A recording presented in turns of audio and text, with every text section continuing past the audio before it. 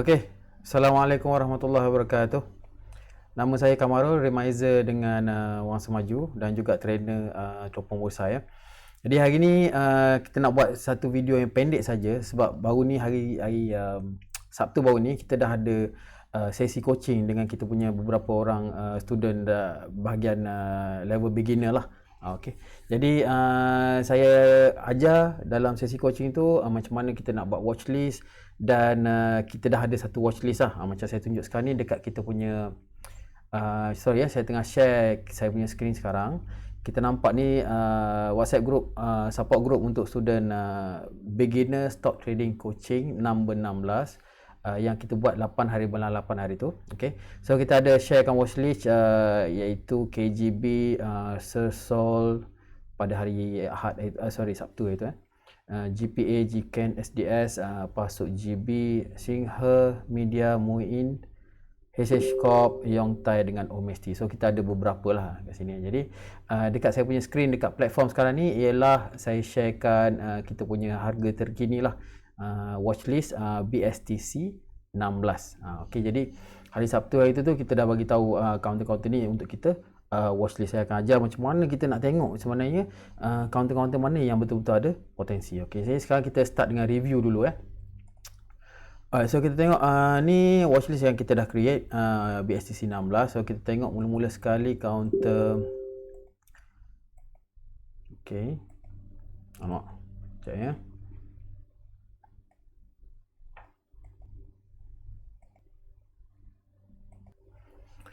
Okey, so kita tengok counter yang pertama kita ialah itu counter KGB.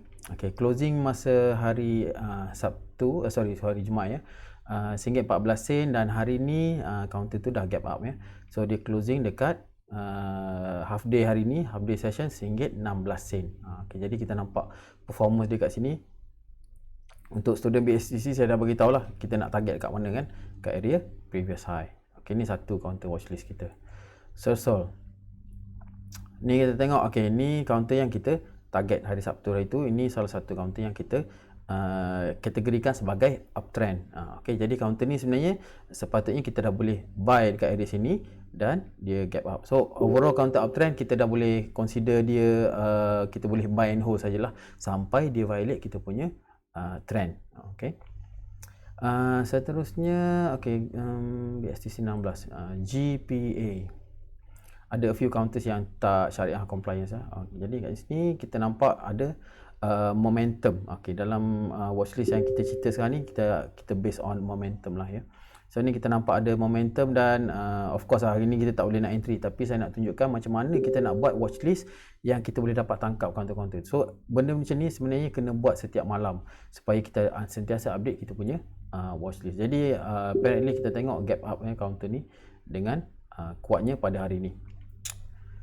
Next counter GCAN pun kita dah nampak ada momentum yang berlaku dekat sini dan dia gap up.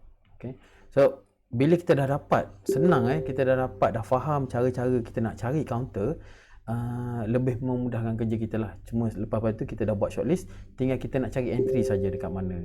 Okay, so ni GCAN semua dah next day memang naik ya. Ni counter-counter kita nak buat BTST pun boleh.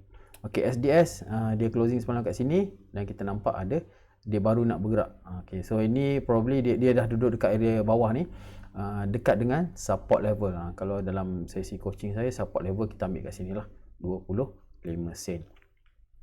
Okey, ada possibility untuk dia try balik ke 30 dan 32 sen.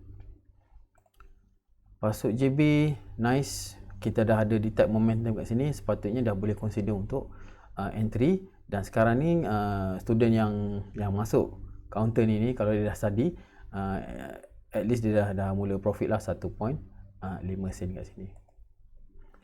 Sehingga rezeki ni kita dia dah mula breakout. Jadi counter ni sebenarnya sesuai untuk kita buat swing trading as per rule yang kita specify ataupun yang kita ajarkan dalam sesi coaching itulah.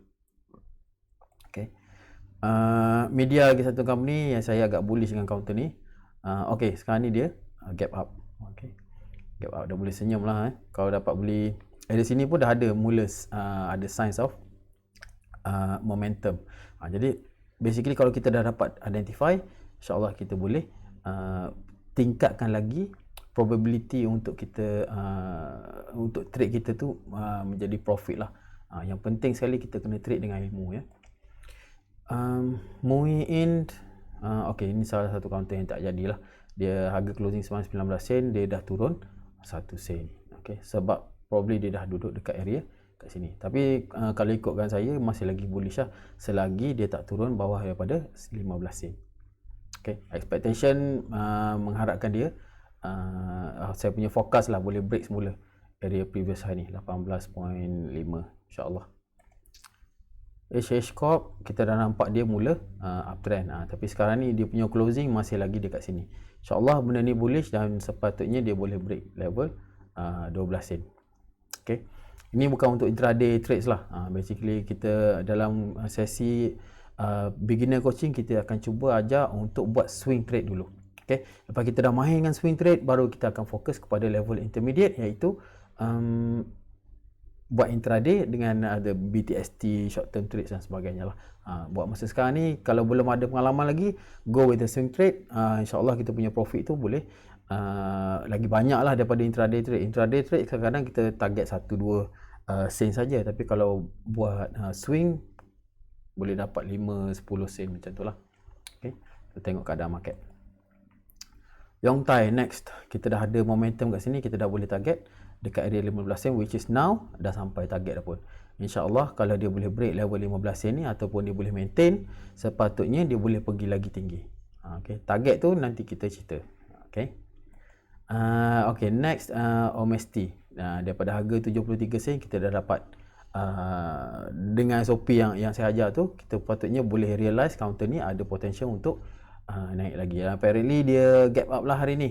Entry pada saya masih lagi okey untuk buat swing trade.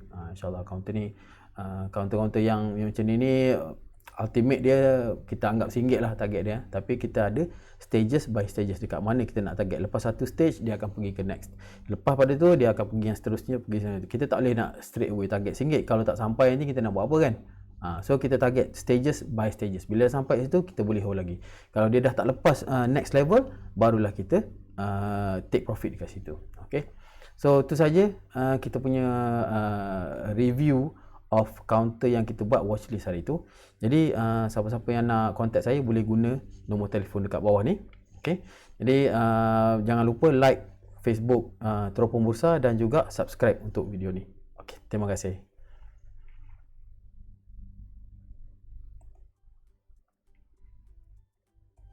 Thank you.